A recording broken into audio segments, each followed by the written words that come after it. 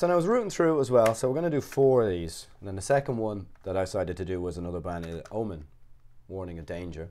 Now, I suppose the more typical choice would have been Battle Cry, but like yourself, somehow I seem to sort of prefer Warning of Danger. It seems it's as if there's a slight bit more maturity in the songwriting or something. And I mean, you know, stuff like Don't Fear the Night and that, you know, the title track itself is just great stuff altogether, you know.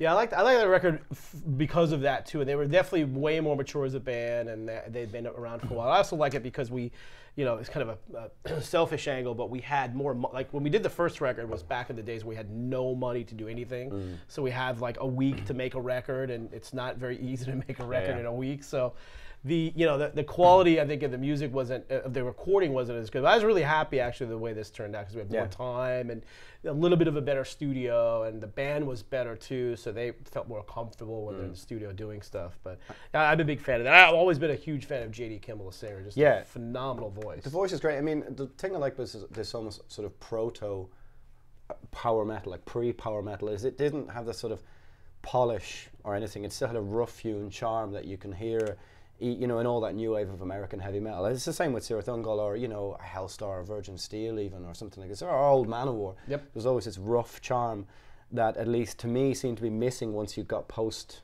Keeper of the Seven Keys power metal, you know. And you know, for a lot of people who are like, even still, like I play this to a lot of more friends of mine who grew up on Iron Maiden and stuff, wouldn't be into death metal or black metal or anything like this. And again, they're like, who the fuck is this band, you know? It's the same thing, you know?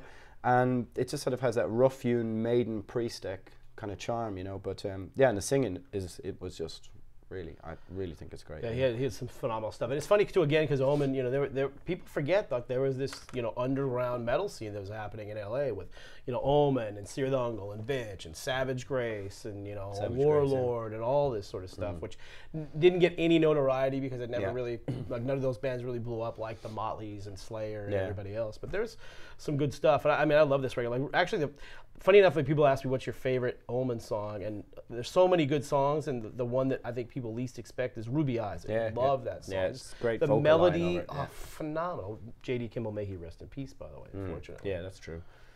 And yeah, and we were talking about this earlier, like I saw them a couple of years ago in Greece. They played the day before Primordial at Up the Hammers, and I can't remember the name of the new guy, but he nailed it. He really did nail it, which was quite cool to see, you know. I mean, it's the same, it was a bunch of other albums we could have chosen. I mean, yeah, Savage Grace, Cannons of Destruction, Warlord, even Satan, you know, Suspended Sentence and stuff as well, you know.